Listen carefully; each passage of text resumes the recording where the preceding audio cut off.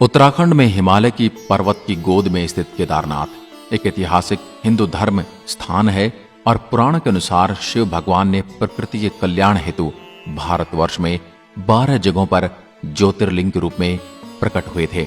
उन 12 जगहों पर वहां स्थित शिवलिंग को ज्योतिर्लिंग के रूप में पूजा जाता है। इनमें एक ज्योतिर्लिंग केदारनाथ में भी है। यह 4 धाम एवं पंच केदारों में से एक है।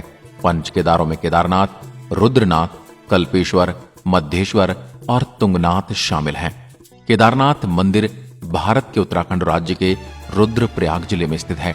उत्तराखंड में हिमालय पर्वत की गोद में स्थित केदारनाथ धाम के कपाट श्रद्धालुओं के लिए 6 माह के लिए खुलते हैं और सर्दियों में भारी बर्फबारी के बाद यहां का रास्ता बंद हो जाता है।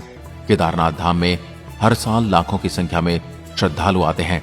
इस धाम के प्रति लोगों की अटूट श्रद्धा और विश्वास है। केदारनाथ धाम मंदिर तीनों तरफ से पहाड़ों से घिरा है। एक तरफ 22,000 फुट ऊंचा केदारनाथ पर्वत तो दूसरी तरफ 21,600 फुट ऊंचा खर्चकुंड। न सिर्फ 3 पर्वत बल्कि 5 नदियों का संगम यहाँ पर माना जाता है, जिनमें 5 नदियां मंदाकिनी, मधुगंगा, खीरगंगा, सरस्वती और स्वर्ण गौरी शामिल हैं। इन नदियों में से कुछ को काल्पनिक माना जाता है। इस इलाके में मंदाकिनी ही साफ तौर पर दिखाई देती है। मंदाकिनी नदी का उद्गम स्थान चौरीवरी ग्लेशियर का कुंड है। मंदाकिनी के पास ही केदारनाथ मंदिर का निर्माण किया गया था। केदारनाथ मंदिर के निर्माण को लेकर कई बातें कही गई। इसे 1000 वर्ष से भी ज्यादा पुराना माना जाता है।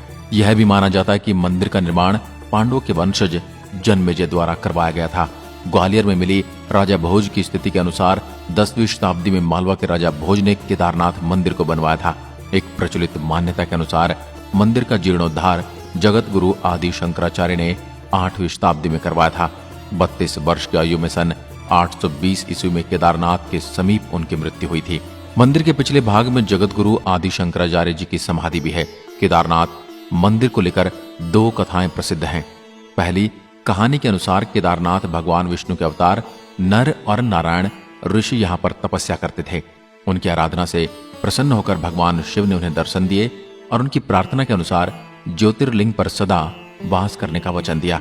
दूसरी कहानी के अनुसार महाभारत युद्ध जीतने के बाद पांडवों पर भ्रातृ हत्या पाप लगा, जिसकी वजह से पांडव इस पाप से मुक्त होना चाहते थे और भगवान शिव का आशीर्वाद पाना चाहते थे। भगवान शिव पांडव के इन भाई हत्या से अप्रसन्न थे। भगवान शिव के दर्शन के लिए पांडव काशी पर गए। उन्हें भगवान शिव न मिले। पांडव भगवान शिव को ढूंढते ढूंढते हिमालय तक आ गए। शिव जी पांडवों को दर्शन नहीं देना चाहते थे, इसलिए वहां से अंतर्ध्यान हुए और केदार पहुंच गए। दूसरी तरफ पांडव भी अपनी लगन के पक्के थे और शिव जी का पीछा करते करते वो भी केदार पहुंच गए। भगवान शिव ने तब बैल का रूप धारण किया और पशुओं के झुंड में शामिल हो गए। पांडवों को जब इस बात का पता चला तो भीम ने अपना विशालकाय रूप धारण करके दोनों पहाड़ों पर अपने पैर फैला दिए। यह सब देखकर सभी गाय बैल तो भीम के पैर के नीचे से निकल गए, लेकिन शंकर जी के बैल रूप में पैर के नीचे जाने से तैयार नहीं हुए। भीम ने अपने बल से बैल को पकड़ लिया, लेकिन बैल धरती में समाने लगा। तब भीम ने बैल की पीठ का भाग पकड़ लिया। शिवजी पांडवों की शक्ति और संकल्प को देखकर अति प्रसन्न हुए। उन्होंने उसी समय दर्शन देकर पांडवों को पाप से मुक्त कर दिया। उसी समय से भगवान शिव बैल की पीठ की आकृति पिंड के रूप में केदारनाथ धाम में पूजे जाते हैं। ऐसा भी कहा जाता है कि जब शिव जी बैल के रूप में अंतर्ध्यान हुए तो उनके धड़ के ऊपर का भाग काठमांडू में प्रकट हुआ। अब वहां पशुपतिनाथ का प्रसिद्ध मंदिर है। इनकी भुजाएं तुंगनाथ में, मुख रुद्रनाथ में, नाभि मध्येश्वर में और जटा कल्पेश्वर में प्रकट हुई। इसलिए केदारनाथ को पंच केदार कहा जाता है। यहाँ शिव जी के भव्य मंदिर बने हुए हैं। केदारनाथ मंदिर 85 फीट ऊंचा है और 187 फीट चौड़ा है। इसी दीवार 12 फीट मोटी है और बेहद मजबूत पत्थरों से बनाई गई है। यह मंदिर कचेरी शैली के आधार पर बनाया गया है। इस शैली के द्वारा निर्मित पत्थरों पर स्फेटिक शील्ड की मात्रा अधिक होती है। विश्व प्रसिद्ध केदारनाथ मंदिर 3462 मीटर की ऊंचाई पर स्थित है। यह मंदिर एक 6 फीट ऊंचे चबूतरे पर बना है। यह हैरत अंगेज करने वाली बात है कि इतने भारी पत्थर को इतनी ऊंचाई पर लाकर तराश कर किस प्रकार से मंदिर बनाया गया होगा। जानकारों का मानना है कि पत्थरों को एक दूसरे से जोड़ने के लिए इंटरलॉकिंग तकनीक का इस्तेमाल किया गया है। मंदिर के मुख्य भाग में मंडप और चारों तरफ प्रदक्षिणा पथ है। मंदिर के बाहर नंदी बैल वाहन के रूप में विराजमान है। केदारनाथ मंदिर पर उपस्थित पंचशीख मुखी कलश भीतर से मोती, ताम्र धातु तथा बाहर से स्वर्ण धातु का बनाया गया था, जो कि वर्तमान समय में मंदिर में उपस्थित नहीं है, क्योंकि कुछ साल पहले वह मनुष्य की लालच की भेंट चढ़ गया और वर्तमान में उस कलश के स्थान पर जांब की श्रेणी का कलश रखा गया है। मंदिर के प्रांगण में द्रौपदी सहित 5 पांडवों की विशाल मूर्तियां हैं। केदारनाथ मंदिर के कपाट मेष संक्रांति से 15 दिन पहले खुलते हैं और अघन संक्रांति के निकट बलराज जी की रात को यहाँ पूजा की जाती है। भैया दूज के दिन श्री केदारनाथ में कपड़ों की समाधि के साथ कपाट बंद हो जाते हैं। कपाट बंद हो जाने के बाद केदारनाथ की पंचमुखी प्रतिमा को लाया जाता है। इस प्रतिमा की पूजा यहाँ रावल जी करते हैं।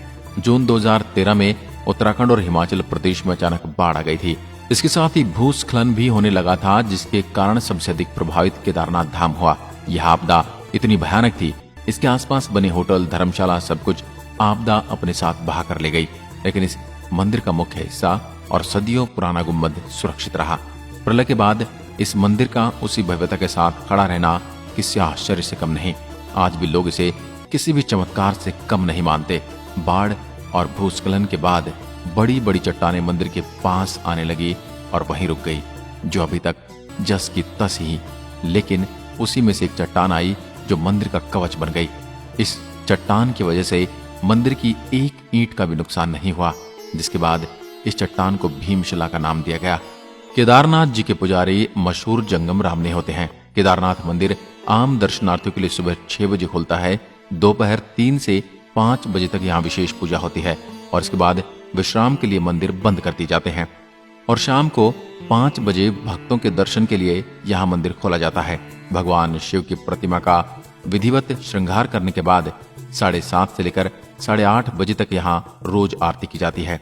रात में 8:30 बजे केदारेश्वर ज्योतिर्लिंग का मंदिर बंद कर दिया जाता है। केदारनाथ पहुंचने के लिए रुद्रप्रयाग से गुप्तकाशी से होकर 20 किलोमीटर आगे गौरी कुंड का सफर तय करना पड़ता है। दोस्तों, आप में से कोई केदारनाथ धाम गए हो तो अपना अनुभव हमारे साथ शेयर करें और वीडियो की जानकारी आगे से आगे लोगों तक जरूर पहुंचाएं। मिलते हैं एक और ऐसी वीडियो के साथ। तब तक के लिए नमस्कार। जय हिंद, जय भारत, हर हर महादेव।